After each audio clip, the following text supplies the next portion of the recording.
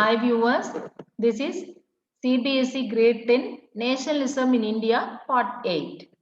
In this session, let us see how different groups of people participated in civil disobedience movement, what was their demand and what were the limitations of the civil disobedience movement. Two topics we are going to see in this session.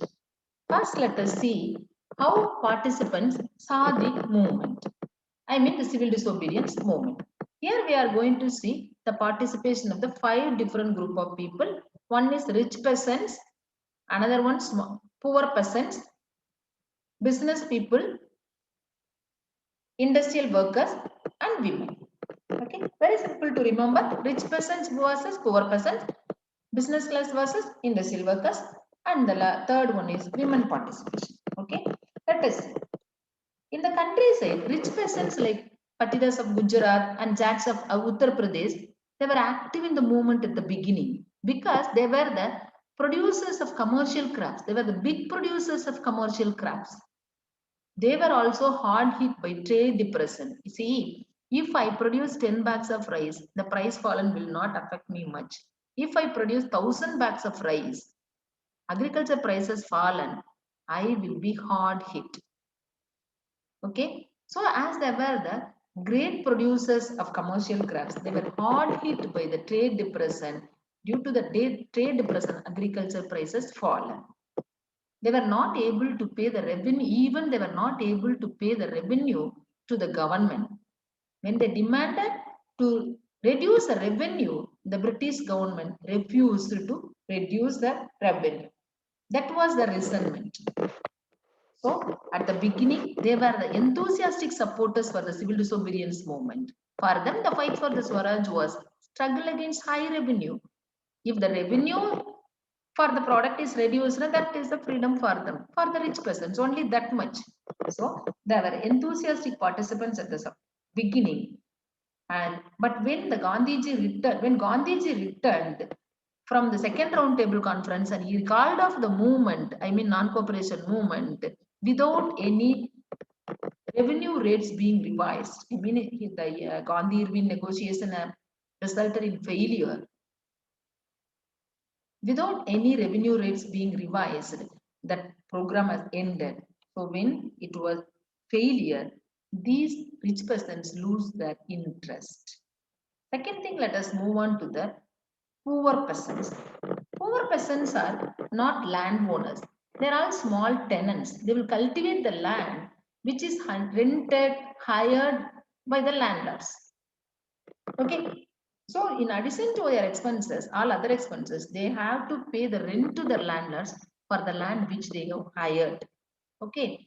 So as the depression continued, the same problem because of the trade depression in 1926 to 1930, they are also facing the same problem as they were not able to get better prices for their product, agricultural product. So they were not able to pay landlords rent. When they organized for the no rent campaign, they wanted that should be waived. When they organized for the no rent campaign, Congress was not supporting this poor peasants because the Congress feared that it will alienate the rich peasants from them. Supporting the poor peasants will create dissatisfaction in the minds of the rich peasants and they will not support civil disobedience movement, Congress feared. So no support for the no rent campaign. Poor peasants stayed aloof. Their support for the civil disobedience movement was uncertain. Okay. Now the poor peasants also not supporting and the rich peasants also not supporting. Okay. Now let us move on to the big business people, business class people. What were the position of the business class people? Business class people, they we had seen in the second topic itself, in the absence of the British government, our business flourished, especially textile and iron and steel industries went up, we had seen. The same thing to be continued.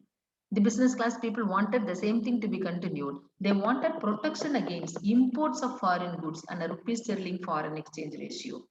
So they organized Federation of the Indian Chamber of Commerce and Industries under the leadership of Purushottam Das Thakurdas and G.D. Birla. Purushottam Das Thakurdas is the only industrialist who opposed the colonial government Indian economy policies. Okay, you will have one word answers. Purushottam Das Thakurdas was the industrialist who opposed the British policies. Okay, so under the leadership FICCI in 1927, under the leadership of Purushottam Das Thakurdas and G.D. Birla, they attacked colonial government over the Indian economy and they supported civil disobedience movement. They see Swaraj as a free from colonial restrictions of business. For them, that is a freedom. Even this much of such a great business people, they did not have the broad idea of the word freedom. For them, the Swaraj is free from colonial restrictions of business. Okay, so they gave supported, they gave financial support, and they refused to trade with foreign goods. They also lost their interest when the failure of Second Roundtable Conference. When Gandhiji returned with the disappointment, these big business people also lost their interest. Rather, they felt that the prolonged demonstration, picketing, and boycott of foreign goods and services disturbed their business, they felt. And also, they felt the growing influence of the socialism among the younger members of the Congress. They felt that younger members of the Congress are supporting the workers, they felt. So because of these two reasons, the business class are also losing the interest. The third one, so all are losing their interest. Next, the fourth one, let us see about the working class. It is nature. If you support the industrialists, that will alienate the industrial workers. So industrial workers had their own problem.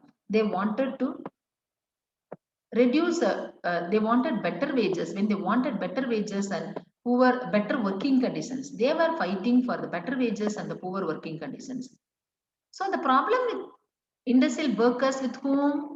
Industrial workers versus industrialists, who are the owners of the industries. Congress's civil disobedience movement is supported by the industrial owners. Then how the Congress could support the industrial workers? Because they fight against the industrial owners, no? So Congress was reluctant to include industrial workers. It felt that it would alienate industrialists and divide the anti-imperial forces. So Congress was reluctant to include industrial workers.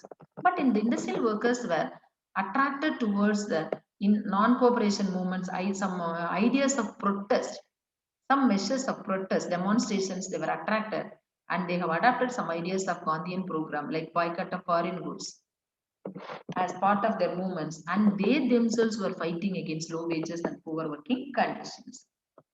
So industrial workers were not included in the civil disobedience movement. Their participation also was uncertain. Then let us move on to the participation of women. Women participation at the beginning of the civil disobedience movement with the Salt March, women supported a large scale participation of women. During Gandhiji's Salt March, thousands of women came out of their homes because till then the women were not permitted to come out of their home. They were not permitted to raise their voice in public. But as Gandhiji, people respected Gandhiji, people believed Gandhiji, they allowed the women to go with Gandhiji. Okay, so their homes listened to him. They participated in protest marches. They have manufactured salt and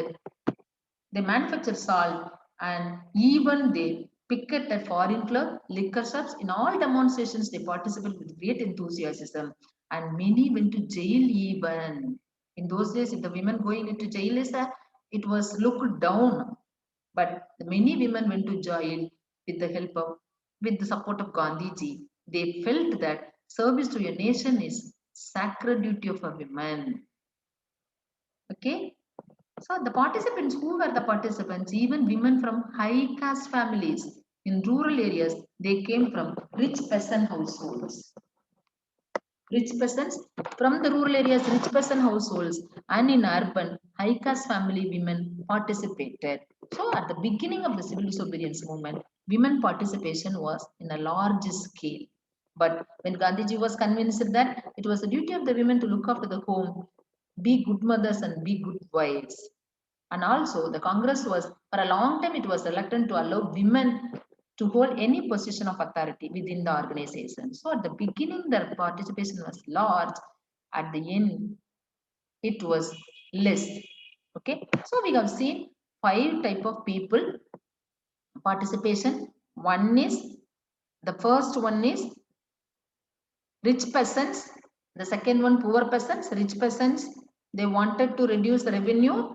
That was after the second roundtable conference. It ended with the failure of the revenue reduction. So disappointed the civil disobedience movement. When the civil disobedience movement was called up, without revenue revision, they lost their enthusiasm. Poor peasants were demanded no rent campaign. They were not able to pay the rent. When they organized no rent campaign, Congress was not supporting for the no rent campaign because Congress felt that it would create dissatisfaction in the minds of the rich peasants. Because of this, poor peasants did not support the civil disobedience movement. Then let us move on to the business class.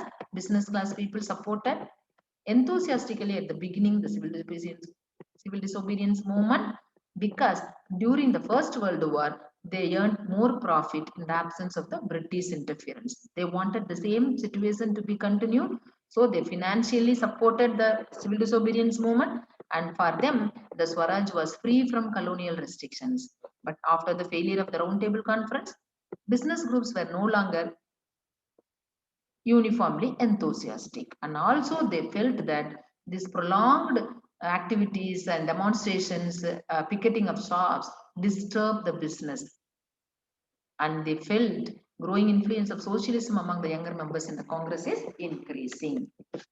The last fourth one, industrial workers. As the Congress is supporting industrialists, I mean industrial owners, the Congress was reluctant to include the industrial workers. Industrial workers were demanding better wages and better working conditions. The problem versus industrial workers and the industrial owners. So as the industrial owners were being included in the Congress, Congress was reluctant to include industrial workers. It feared that it would alienate industrialists from the Congress. And we have seen that women participation, it was in large scale at the beginning of the civil disobedience movement. In the Salt March, women participated in the protest and they picketed the shops. Many even went to the jail. Moved by Gandhiji's call, they began to see service to the nation as the sacred duty of the women. But the Congress was not giving any high position or authority to the women. They were not included, they were not encouraged. Okay, the 5 different kinds of people saw the movement in different ways. Now let us move on to the limitations of the civil disobedience, that is drawbacks or disadvantages of the civil disobedience movement. Here we are going to see 2 things. One, the Congress did not include Dalit people whose population is more. Okay. Second thing, day by day, the Muslims will alienated. Let us see in detail. See, for long, the Congress had ignored the Dalits for fear of offending the Sanatanis. Why the Congress ignored the Dalits? I mean the scheduled caste people, because the fear of offending the Sanatanis. Sanatanis are the high caste Hindus. If the Congress supports Dalit, Sanatanis will be excluded from the Congress. I mean the civil disobedience movement. The Congress feared high caste Hindus will be excluded if you include low caste people. Okay, that was a problem for the Congress. But Mahatma Gandhi declared that Swaraj would not come for 100 years if untouchability was not eliminated. Untouchability should be eliminated, Dalit should be included. It was the desire of Gandhiji. He called untouchables as Harijan or children of God. He organized a satyagraha to secure them entry into temples, access to public wells, tanks, roads, and schools. He himself cleaned toilets to dignify the work of the Bangi. And he persuaded the people to change their heart and give up the sin of untouchability. So, Dalits, as the Congress did not include Dalits began organizing themselves. They demand a reservation in the education and legislative councils. Now they are given, no, we have the reservation for the Dalit people, I mean SC, ST and backward caste people. Now even we have the reservation in the education, economic, education appointment and legislative assembly and parliament, no, that could have been given at the beginning itself. They demanded that only. That was denied by the some people of Hindu Mahajan in the Congress. So it was denied. Dalit participation also was restricted because of this reason. Ambedkar, he organized Dalits into Depressed Classes Association in 1930. He had a clash with Mahatma Gandhi at the second roundtable conference by demanding separate electorates for Dalits. He demanded separate electorate for Dalit. Then only they can voice out, they will become powerful, they felt.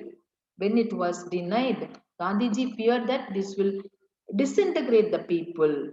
So Ambedkar had a clash with this matter with Gandhiji, but when Gandhiji began a fast unto death, Ambedkar accepted Gandhiji's position. He understood, he realized the side of Gandhiji, and at last in the Pune Pact, it was decided that to give the depressed classes, I mean SC, the reserved seats in provincial and central legislative councils.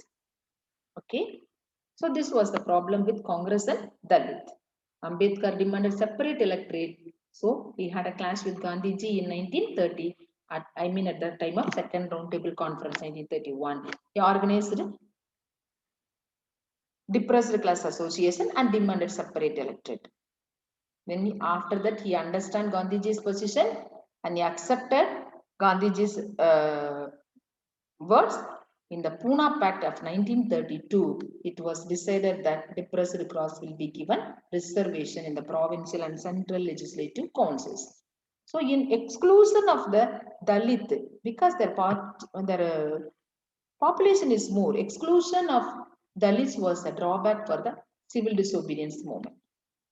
Then the Muslim exclusion.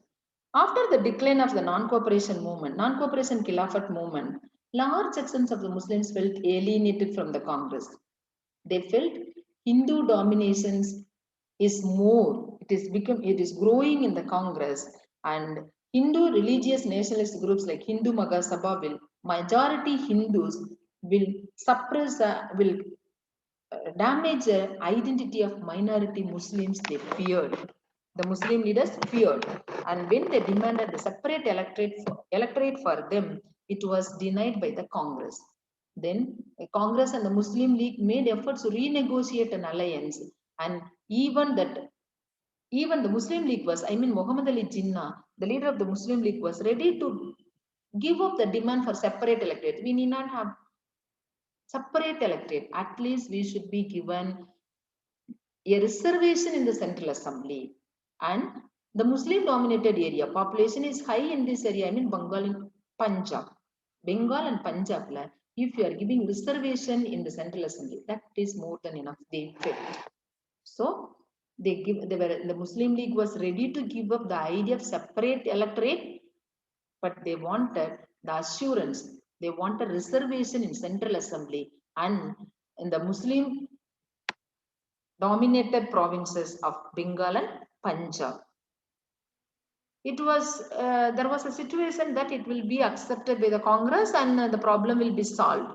But M.R. Jayarkar, the Hindu Mahasabha, he entered into the scene and he strongly opposed to give the reservation for the Muslims. So alienated from the Congress, Muslims feared that their culture and identity would be submerged under Hindu majority. So Muslim support also was lukewarm. Okay, so these were the two things of civil disobedience movement's drawbacks. Let us see once again what were the drawbacks of civil disobedience movement. One is Dalit exclusion. When they demanded for the separate electorate, it was denied.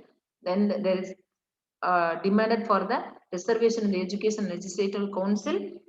They had a clash with Ambedkar had a clash with Gandhiji. When Gandhiji began fasting to prove himself, then Ambedkar accepted his position. Ambedkar accepted Gandhiji's position, and at last in the Pune Pact, it was decided to give reservation in the provincial and central legislative councils for the Dalit. Then Muslim participation.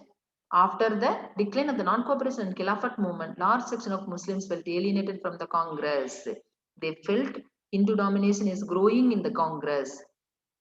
When Muslim League and Gandhiji tried to renegotiate an alliance, Jayarkar of Hindu Mahasabha entered into this negotiation and he strongly opposed the reservation seats for the Muslims. So that effort also was ended in failure. This created the feeling of the Muslim. This created a fear in the minds of the people, Muslims, that their culture and identity would be submerged under the domination of Hindu majority. In the next session, let us see the conclusion of the Indian nationalism. Thank you, dears.